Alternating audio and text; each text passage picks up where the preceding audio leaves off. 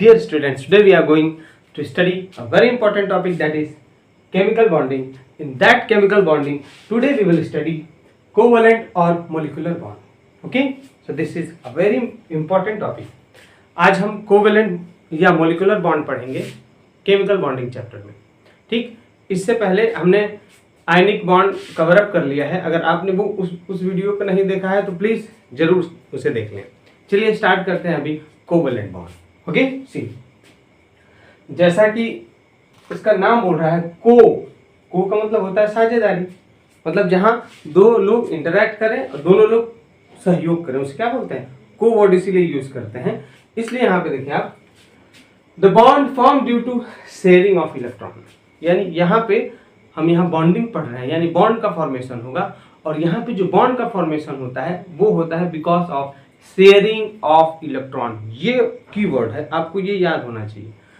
That covalent bond is formed by sharing of electron, यानी electrons के sharing से होता है. अब शेयरिंग, और इससे पहले जो हमने आयनिक बॉन्ड देखा था वहां हमने पढ़ा था ionic bonds are formed by transfer of electron. यानी ट्रांसफर ऑफ इलेक्ट्रॉन एक हो गया, ये हो गया sharing of electron. Transfer of electron का मतलब इलेक्ट्रॉन का एक एटम से दूसरे एटम में पूरी तरह ट्रांसफर हो जाना. यानी एक एटम दूसरे एटम को पूरा एक या दो इलेक्ट्रॉन दे देगा, आप उसको बोलते हो ट्रांसफर. वो बनता है आयनिक बॉन्ड के केस में.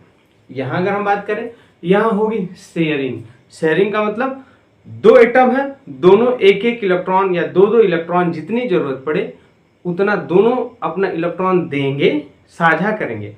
और ये जो शेयर्ड इलेक्ट्रॉन्स है ना, ये दोनों एटम्स के होंगे, किसी एक के नहीं होंगे शेयरिंग के बाद. अब आप देखें इसको, the bond form due to sharing of electron. Keyword हो गया शेयरिंग ऑफ इलेक्ट्रॉन.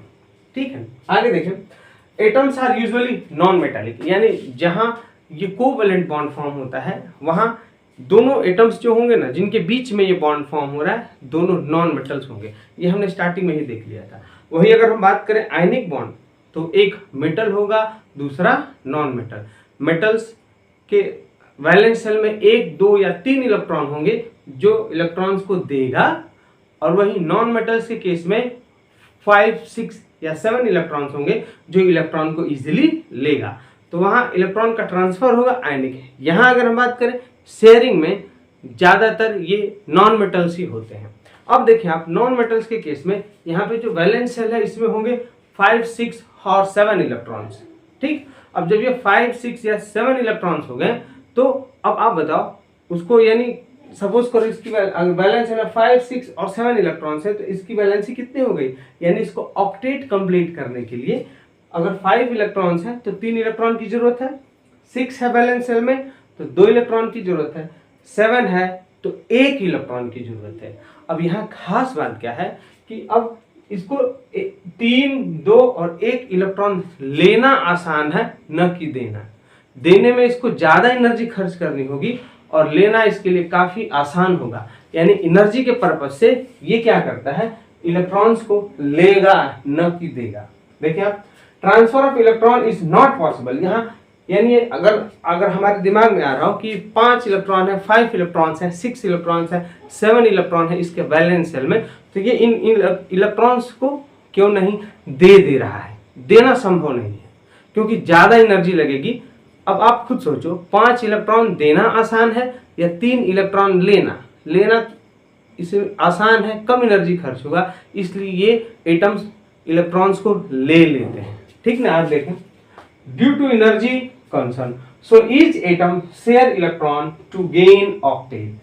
यानी अब यहाँ पे ये क्या करते हैं ना कि एनर्जी पॉइंट ऑफ व्यू से ये अब इलेक्ट्रॉन्स की शेयरिंग कर लेते हैं. शेयरिंग करके ऑक्टेट अपना कंप्लीट कर लेते हैं और स्टेबिलिटी गेन कर लेते हैं. ठीक, आगे देखें, sharing occurs between non metals. यानी यहाँ जो कोवेलेंट बॉन्ड है, अगर हम इसकी बात करें, it is formed between 2 non metal atoms. यानी यहाँ नॉन मेटल्स और नॉन मेटल्स जो है उन्हीं के बीच में जो बॉन्ड बनता है, आप उसे क्या बोलोगे? Covalent bond. एग्जाम्पल देख लेते हैं. जैसे सपोज करो आप हाइड्रोजन और क्लोराइड, यानी HCl का जो फॉर्मेशन है उसमें देखो, हाइड्रोजन ये भी नॉन मेटल, क्लोरीन ये भी नॉन मेटल. हाइड्रोजन की वैलेंसी में 1 इलेक्ट्रॉन, क्लोरीन की वैलेंसी में 7 इलेक्ट्रॉन। अब आप देखो जब ये बॉन्ड बनता है ना तो एक देखो हाइड्रोजन का यहाँ इलेक्ट्रॉन हो गया और इसमें 6 इलेक्ट्रॉन क्लोरीन के इधर और एक यहाँ पे। अब ये जो एक क्लोरीन ने एक अपना एटम दिया और एक हाइड्रोजन ने अपना एटम दिया, दोनों ने एक एक एटम दिया, सॉरी एक एक इलेक्ट्रॉन दिया। सपोज कर ये इलेक्ट्रॉन क्लोरीन का है, ये वाला इलेक्ट्रॉन हाइड्रोजन का है। अब दोनों ने एक एक इलेक्ट्रॉन शेयर किया, साझा किया। अब देखो हाइड्रोजन के पास पहले से एक इलेक्ट्रॉन था, एक इलेक्ट्रॉन किसका ले लिया, क्लोरीन का, तो इसका डुप्लेट कंप्लीट हो गया, यानी हाइड्रोजन भी स्टेबल हो गया। अगर हम क्लोरीन की बात करें तो देखिए आप क्लोरीन के पास पहले से 7 इलेक्ट्रॉन्स है, 1 2 3 4 5 6 7। अब यहाँ हाइड्रोजन ने एक अपना इसको इलेक्ट्रॉन शेयर कर दिया तो अब यहाँ पे कितने इलेक्ट्रॉन्स हो गए, 1 2 3 4 5 6 7 8, यानी क्लोरीन के भी 8 इलेक्ट्रॉन्स हो गए, यानी क्लोरीन का ऑक्टेट भी कंप्लीट हो गया। ऐसे ये बॉन्ड बनते हैं शेयरिंग से, इसको हम क्या बोलेंगे, कोवेलेंट बॉन्ड। अगला देखें आप, जैसे मान लो दो क्लोराइड एटम्स, क्लोरीन के एटम्स है, इनके बीच का जो अगर हम बॉन्ड की बात करें तो देखें क्लोरीन यहाँ हो गया 1 2 3 4 5 6 7 इलेक्ट्रॉन्स, दूसरा जो क्लोरीन एटम है इसमें भी 7। अब देखें जब बॉन्ड का फॉर्मेशन होता है तो 2 2 4 2 6 1 7, 2 2 4 2 6 1 7, यानी यहाँ पे ये वाला जो इलेक्ट्रॉन है ना ये इस क्लोरीन का है और ये वाला जो इलेक्ट्रॉन है वो इस क्लोरीन का है। अब यहाँ पे हुआ क्या, ये क्लोरीन के एटम ने अपना एक इलेक्ट्रॉन इसको दे दिया, मतलब शेयर कर दिया, और ये क्लोरीन का एटम का ये इलेक्ट्रॉन है, तो दोनों ने एक एक इलेक्ट्रॉन शेयर किया। अब इस शेयरिंग से क्या हुआ देखो आप, इसके वैलेंस शेल में 7 इलेक्ट्रॉन था तो एक इसने शेयर कर दिया तो कितना हो गया, 8, यानी इसका भी अब ऑक्टेट कंप्लीट हो गया और इसका भी ऑक्टेट कंप्लीट हो गया। शेयरिंग से दोनों का ऑक्टेट क्या हो गया, कंप्लीट हो गया, और ऐसे ये जो एटम है दोनों स्टेबल हो गया। यानी इन दोनों के बीच में ये जो बॉन्ड बन रहा है ना, इस शेयरिंग की वजह से जो बन रहा है बॉन्ड, उसको आप क्या बोलोगे, कोवेलेंट और मोलिकुलर बॉन्ड। आई होप आपको समझ में आ गया होगा। इसमें पॉइंट क्या है, the bond which is found by sharing. देखो यहाँ ट्रांसफर होता तो हाइड्रोजन के पास एक ही इलेक्ट्रॉन था, वो पूरा ट्रांसफर कर देता तो इसके पास तो कोई इलेक्ट्रॉन ही नहीं बचता। तो यहाँ शेयरिंग करेंगे, ठीक ना, शेयरिंग कर लिया तो इसका भी ऑक्टेट कंप्लीट, उसका भी ऑक्टेट कंप्लीट, और इजिली दोनों स्टेबल हो गए। This is covalent bond. अब हम पढ़ेंगे types of covalent bond, that is single, double and triple bond. So dear students, now we are going to see the types of covalent bond. Okay, the first here is we are going to see is single bond. Which bond, single bond. यानी single bond कैसे बनता है आप उसको देखें covalent bonds में। Covalent bond में single bond, अब देखो जब भी सिंगल बॉन्ड की बात है, वो देख रहे हैं यहाँ पे सिंगल बॉन्ड बनाते हैं हम लोग ऐसे, ठीक। इसका बनने का रीजन देखो आप, single bond is formed by sharing of one pair of electron. यानी मान लीजिए दो एटम हैं तो दोनों में से अगर एक एक ने इलेक्ट्रॉन दिया तो एक पेयर हो गया।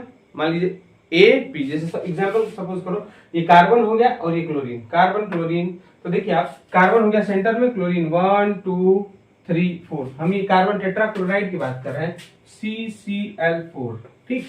इसमें देखें एक कार्बन है 4 क्लोरीन है, तो carbon at the centre 1 2 3 4, chlorine हो गया पेरिफेरी में।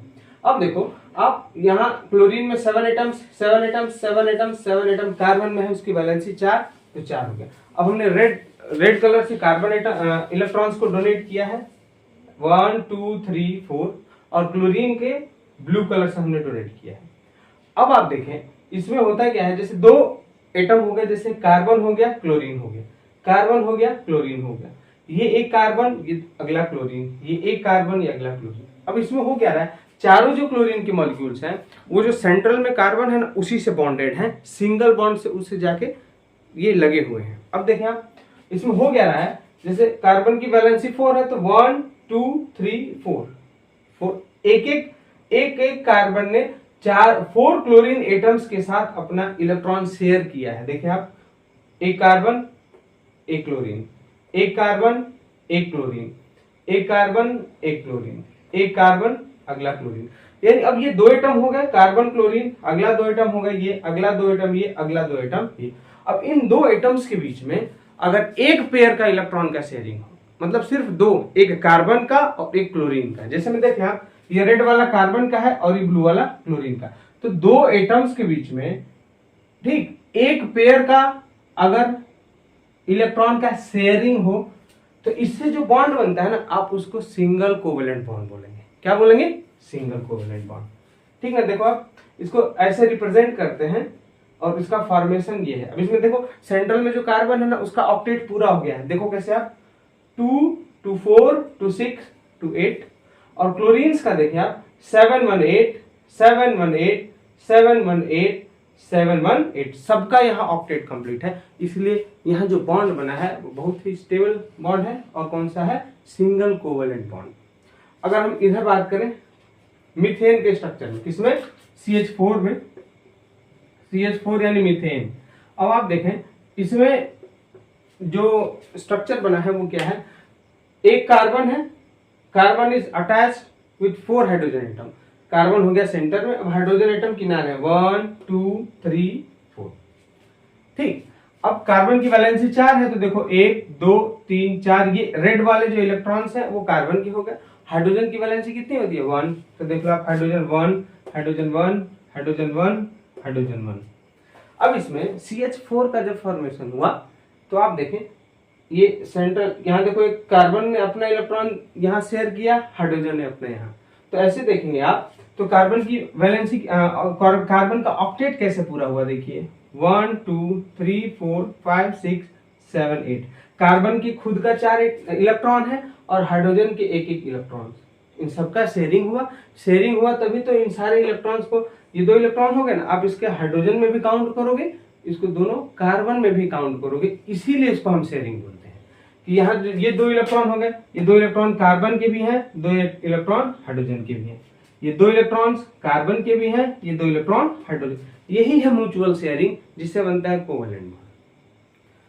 तो देखो यहाँ हाइड्रोजन का duplet complete, duplet complete, duplet complete, duplet complete हो गया हाइड्रोजन का। कार्बन की बात करें तो 2 2 4 2 6 2 8, इसका ऑक्टेट भी कंप्लीट है। यानी अब ये कार्बन और हाइड्रोजन के बीच में एक पेयर इलेक्ट्रॉन का शेयरिंग हुआ है। एक पेयर का मतलब 2 जोड़ा, यानी 2 इलेक्ट्रॉन्स 2। इस कार्बन और इस हाइड्रोजन एटम में भी 2, इस कार्बन इस हाइड्रोजन में 2, इस कार्बन और इस हाइड्रोजन में 2। तो वो बॉन्ड जो 2 एटम्स के बीच में एक पेयर ऑफ इलेक्ट्रॉन्स के शेयरिंग से बना होना, उसको हम बोलेंगे सिंगल कोवेलेंट बॉन्ड। कौन सा बॉन्ड? सिंगल। अब डबल और ट्रिपल क्या है? अगर उसमें 2 पेयर ऑफ इलेक्ट्रॉन शेयर हो, एक पेयर का मतलब 2, तो 2 पेयर का मतलब 4 इलेक्ट्रॉन्स, 3 पेयर का मतलब 6 इलेक्ट्रॉन्स का शेयरिंग करते हैं ना, आप इसी को सिंगल, डबल और ट्रिपल बोलते हो बॉन्ड, जो कि बहुत ही आसान है। अगला एग्जांपल ले लेंगे और ये तीनों बॉन्ड कंप्लीट हो गया। ओके, देखें आप। अब हम देखेंगे डबल बॉन्ड।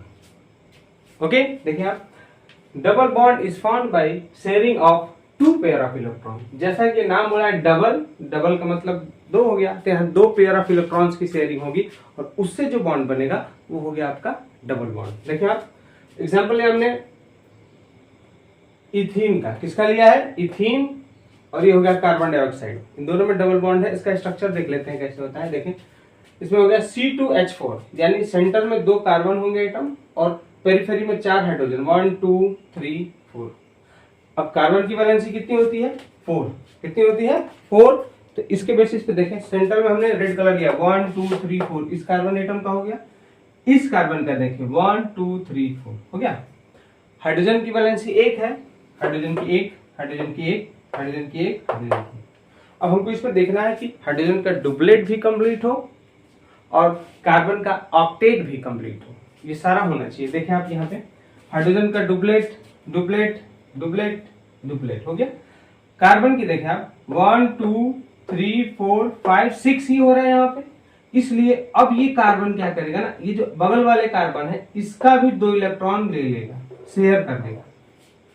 ठीक है, ये जो कार्बन है ये देखिए 2 2 4 2 6 ही हुआ इसके पास इलेक्ट्रॉन। तो अब ये क्या करेगा, ये बगल वाला जो कार्बन है ना, इसका भी ये 2 जो कार्बन का जो 2 इलेक्ट्रॉन है उसको शेयर कर देगा।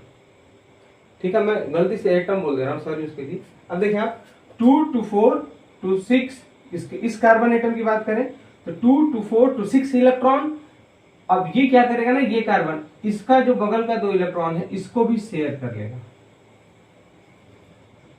कर लिया शेयर।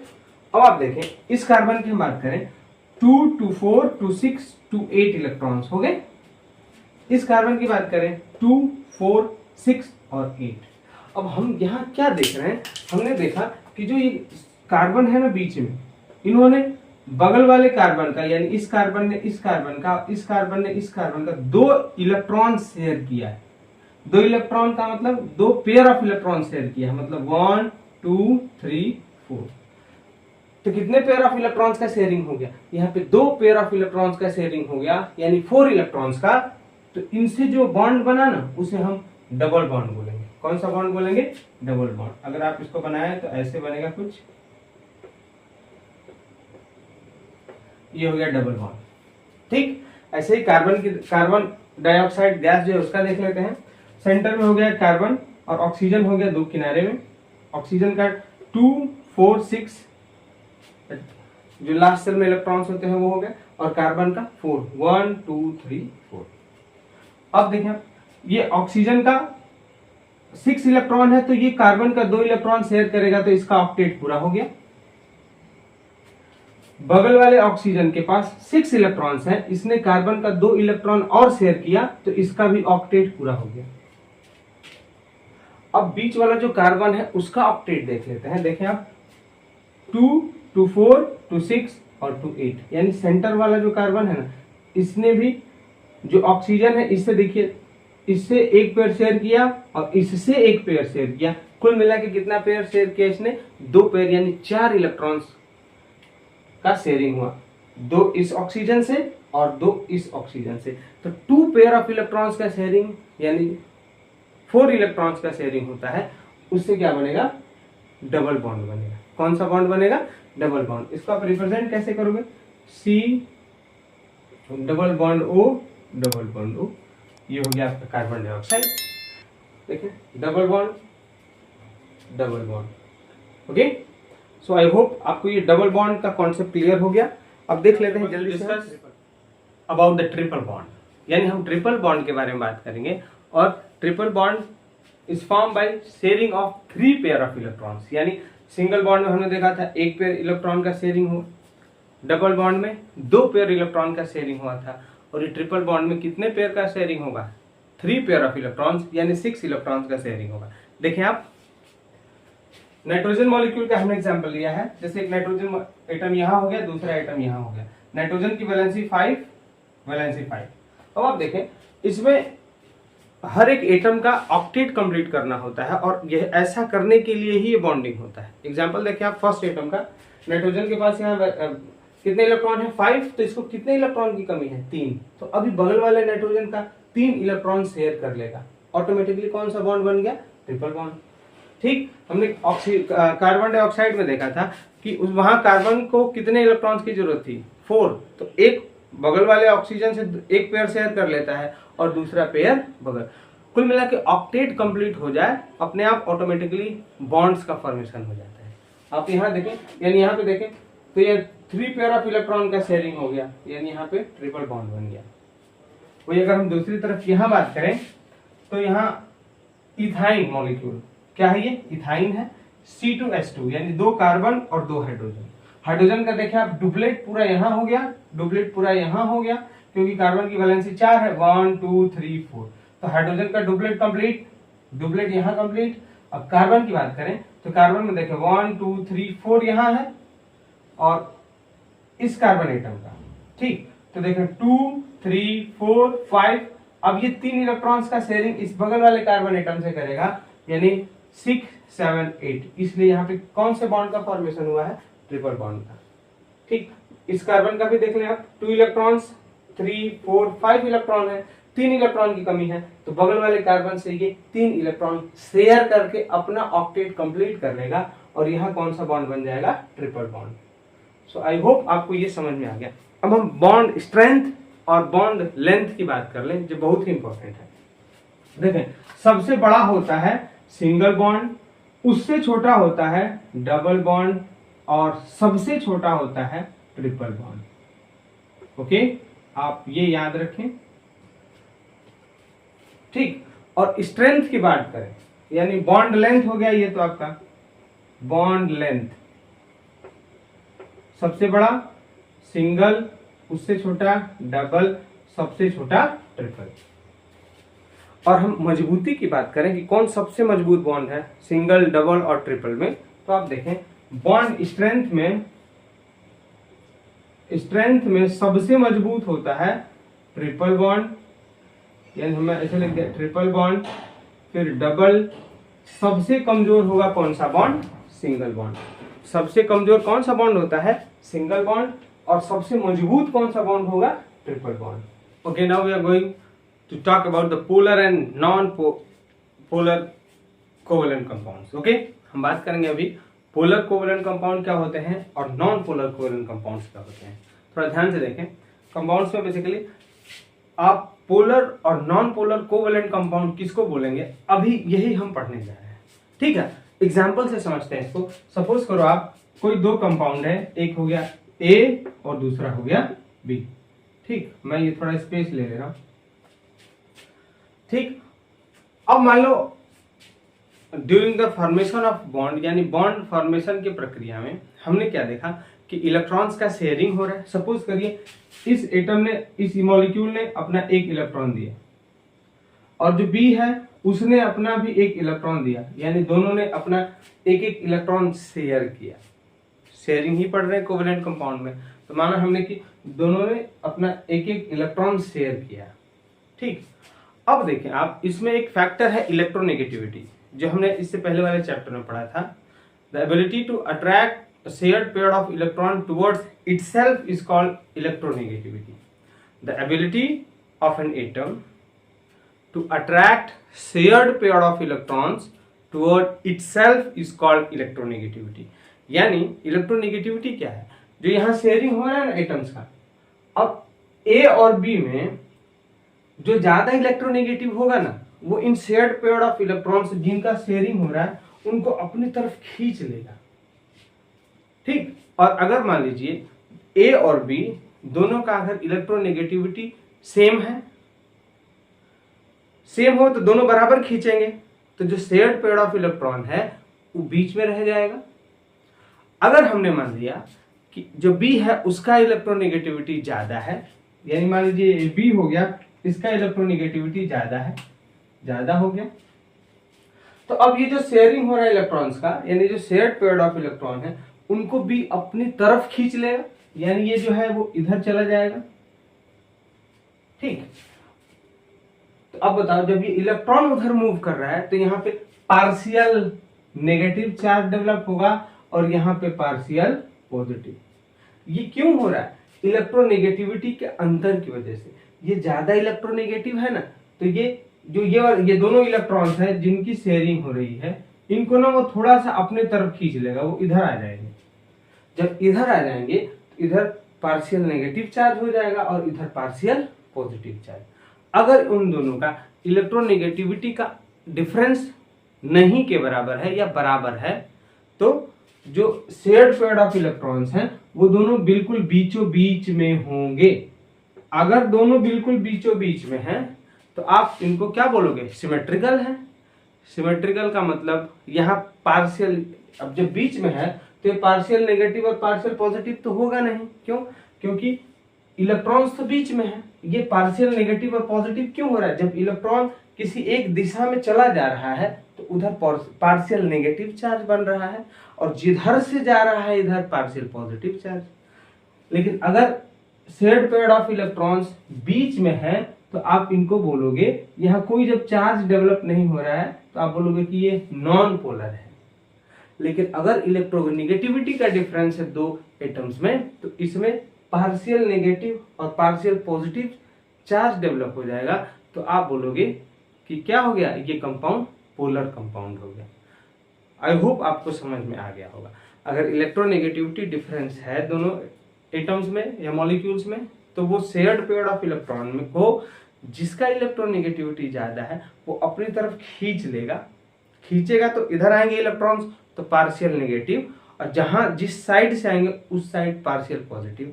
तो ये पार्शियल नेगेटिव अब पॉजिटिव आ गया, यानी ये पोलर हो गया। ठीक, ये कौन सा कंपाउंड हो गया? पोलर कंपाउंड हो गया। आप अब कोई कंपाउंड जिसपे एक साइड पॉजिटिव चार्ज आ जाए और दूसरे साइड नेगेटिव चार्ज आ जाए, आप इसको बोलते हो, दो पोल बन गया ना, एक पॉजिटिव और एक नेगेटिव, तो इसको बोलोगे डाईपोल मॉलिक्यूल। क्या बोलेंगे इसको? डाईपोल मॉलिक्यूल, यानी वो मॉलिक्यूल जिसमें दो पोल है, एक पॉजिटिव और एक नेगेटिव। और वही अगर जो शेयर्ड पेयर ऑफ इलेक्ट्रॉन्स है, दोनों जो एटम्स है उनका इलेक्ट्रोनेगेटिविटी का अंतर नहीं है, बिल्कुल बीचों बीच में है, तो आप बोलोगे कि क्या है वो? Non polar. ठीक, तो चलिए हम पहले पढ़ लेते हैं नॉन पोलर। कौन से? Non polar. इसमें जो फर्स्ट कंपाउंड है वो हो गया आपका कौन सा? अच्छा सॉरी, चलिए पोलर लिख लिया हमने, तो पोलर ही पढ़ लेते हैं। तो पोलर का मतलब हमने क्या देखा था कि because of the electronegativity difference between the two atoms, यानी देखें a compound is said to be polar, यानी आप इसको पोलर तब बोलोगे when the shared pair of electron are not at equal distance, यानी यहाँ पे जो शेयर पेयर ऑफ इलेक्ट्रॉन है वो बिल्कुल बीच में नहीं है। बीच में रहेगा तो पार्शियल चार्ज डेवलप नहीं होगा। जो ज्यादा इलेक्ट्रोनेगेटिव है ना, उधर वो इलेक्ट्रॉन खींच गया है, तो इधर पार्शियल नेगेटिव और इधर पार्शियल पॉजिटिव। देखें बिटवीन द टू एटम्स, ठीक, आप इसको क्या बोलोगे? Polar. They develop fractional positive and negative. ये देखें फ्रैक्शनल पॉजिटिव यहाँ हो गया, फ्रैक्शनल नेगेटिव यहाँ हो गया, यहाँ हो गया नेगेटिव, यहाँ हो गया नेगेटिव।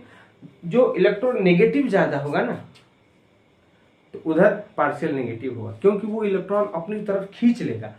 अब इलेक्ट्रॉन इधर आ गया ज्यादा, तो इलेक्ट्रॉन्स पे माइनस चार्ज होता है, तो इस साइड माइनस हो जाएगा।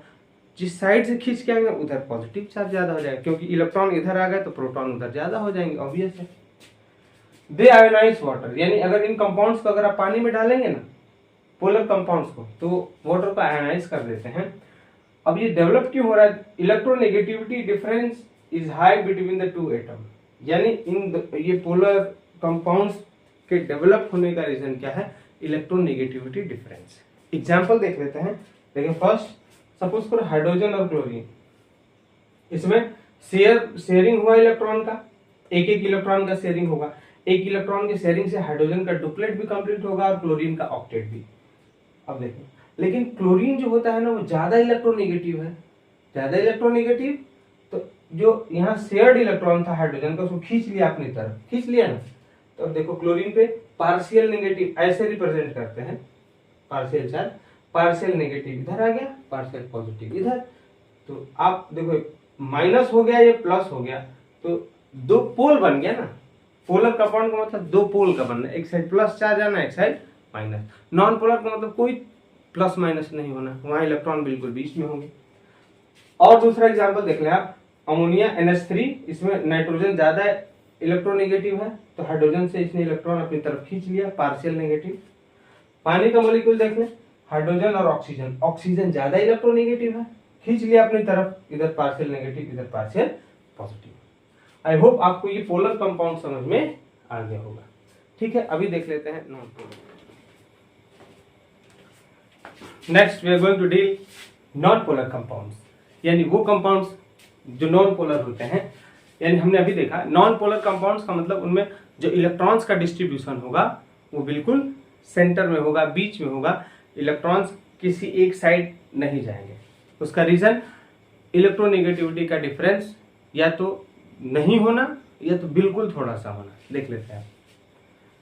कंपाउंड्स आर नॉन पोलर, यानी कंपाउंड क्या है? Non polar when shared pair of electrons are equally distributed between the two atoms, यानी दो एटम हो गए, ठीक, इनमें जो शेयर्ड पेयर ऑफ इलेक्ट्रॉन्स है, जिन इलेक्ट्रॉन जिनकी शेयरिंग हुई है वो क्या है? दे आर इक्वली डिस्ट्रीब्यूटेड, यानी बिल्कुल बीचों बीच में है। यहां देखें इक्वली डिस्ट्रीब्यूटेड है, इनमें इलेक्ट्रोनेगेटिविटी का डिफरेंस नहीं है। देखो क्लोरीन क्लोरीन कितना भी इलेक्ट्रोनेगेटिविटी हो बराबर ही हो जाएगा, हाइड्रोजन हाइड्रोजन इलेक्ट्रोनेगेटिविटी कितना भी हो वो सेम ही हो जाएगा। आगे देखें, no charge separation take place. अब जब इलेक्ट्रॉन का ही मूवमेंट नहीं हुआ तो पार्शियल नेगेटिव और पार्शियल पॉजिटिव बनेगा ही नहीं, चार्ज का सेपरेशन नहीं होगा।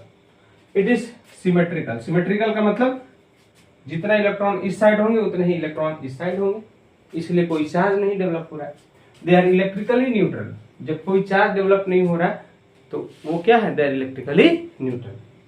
नो इलेक्ट्रोनेगेटिविटी का डिफरेंस, यानी बोला इन दोनों के बीच में इलेक्ट्रोनेगेटिविटी डिफरेंस नहीं है। आई होप आपको मैंने सबसे सिंपल और क्लियर लैंग्वेज में समझाया कि पोलर और नॉन पोलर कंपाउंड्स क्या होते हैं। ठीक, कुछ और बातें हैं, जैसे मान लीजिए अगर ये दो कंपाउंड्स हैं, इनमें मान लीजिए ये दो एटम हो गए, इन दोनों में अगर इलेक्ट्रोनेगेटिविटी का डिफरेंस बिल्कुल नहीं है तो क्या बनाएंगे, ये नॉन पोलर। थोड़ा सा अगर है तो ये क्या बना देंगे, पोलर। और अगर इलेक्ट्रोनेगेटिविटी का बहुत ज्यादा डिफरेंस है ना तो ये बना देते हैं कौन से कंपाउंड, आयनिक कंपाउंड। कौन से कंपाउंड, आयनिक कंपाउंड। तो ये कुछ बेसिक कॉन्सेप्ट थे जो आपको as a student of class 10 अगर आप अपीयर कर रहे हो बोर्ड में तो आपको इसकी जानकारी होनी चाहिए, प्लस ये कॉम्पिटिटिव एग्जाम्स में क्वेश्चन आते हैं। ठीक, ये आपको इतना क्लियर होना ही चाहिए।